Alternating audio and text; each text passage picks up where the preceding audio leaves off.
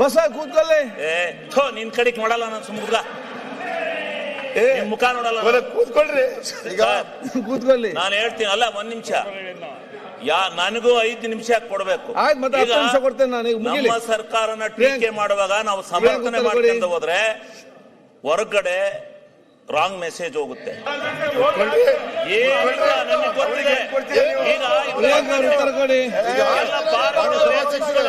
ಅವ್ರ ಕಾಲದಲ್ಲಿ ಸುದೀರ್ಘವಾದ ಚರ್ಚೆ ಈ ಸದನದಲ್ಲಿ ಅಬಕಾರಿ ಒಂದು ಏನು ಯಾರಿಗೂ ಲೈಸೆನ್ಸ್ ಕೊಟ್ಟಿರಲಿಲ್ಲ. ಯಾರ್ಯಾರು ಎಷ್ಟೆಷ್ಟು ಮಾಡ್ಕೊಂಡ್ರೆ ಯಾರ್ಯಾರು ಎಸೆಸವೆ ಎಲ್ಲ ಈ ರಾಜ್ಯದಲ್ಲಿ ಎಲ್ಲ ಪೂರ್ಣ ತನಿಖೆ ಮಾಡೋಣ. ಅವ್ರ ಕಾಲದಲ್ಲಿ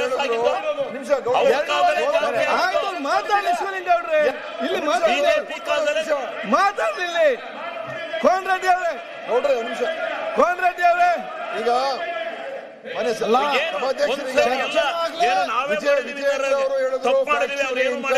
ಮಾತಾಡೋದಲ್ಲ. ಹಿಂದಿದ್ದಾಗ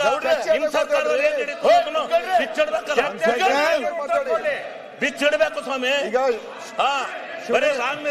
ಶಿವಲಿಂಗ ಅವರು ಕೂತ್ಕೊಳ್ಳಿ ಸರ್. ಈಗ ಹೇಗೋ ಚರ್ಚೆ ಇದೆ ಸರ್. ಈಗ ಚರ್ಚೆ ಬಂದಾಗ ಎಲ್ಲರೂ ಮಾತಾಡ್ಲಿ. ಮಾತಾಡ್ರಿ. ಸುನಿಲ್ ಅವರು ಮಾತಾಡಿ. ಶಿವಲಿಂಗೇಗೌಡ್ರೆ ಅಧ್ಯಕ್ಷರೇ, ಈಗ ಸುನಿಲ್ ಅವರೇ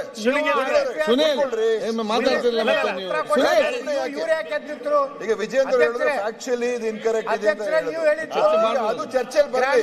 ನಮ್ಮ ಅಭಿಪ್ರಾಯ ಸ್ಪಷ್ಟ. ನಿಮಿಷ ಕೇಳಿ. ಆಕ್ಚುಲಿ ನಿಮ್ ಪ್ರಕಾರ ಇನ್ಕರೆಕ್ಟ್ ಅಂತ ಹೇಳಿದ್ರೆ ನಾವು ಅಧಿಕೃತವಾಗಿ ಸರ್ಕಾರ ಎಲ್ಲ ಸ್ಟಡಿ ಮಾಡಿ ಆ ಬಿಲ್ ಬಗ್ಗೆ ಸ್ಟಡಿ ಮಾಡಿ ಎಲ್ಲೆಲ್ಲಿ ಅನ್ಯಾಯ ಆಗ್ತಾ ಇದೆ, ಯಾವ ರೀತಿಯಾಗಿ ಗ್ರಾಮ ಪಂಚಾಯತ್ ಹಕ್ಕುಗಳು ಇವತ್ತು ಮೊಟಕಾಗಿದೆ, ಯಾವ ರೀತಿ ಇವತ್ತಿನ ದಿವಸ ಸ್ವಾತಂತ್ರ್ಯ ಹೋಗ್ತಾ ಇದೆ, ವಿಕೇಂದ್ರೀಕರಣದ ವಿರುದ್ಧವಾಗಿ ಎಲ್ಲವನ್ನೂ ಕೂಡ ನಾವು ಹೇಳ್ತೀವಿ. ಈಗಿರುವಂತದ್ದು ಇಷ್ಟೇ ಅಡ್ವರ್ಟೈಸ್ಮೆಂಟ್ ಬಗ್ಗೆ. ಅಡ್ವರ್ಟೈಸ್ಮೆಂಟ್ ನಾವು ನಮ್ಮ ಅಭಿಪ್ರಾಯವನ್ನ ಒಂದು ಸೃಜನಶೀಲತೆಯಿಂದ ಆ ಒಂದು ಮಾನ ಮರ್ಯಾದೆ ಆಯ್ತಾ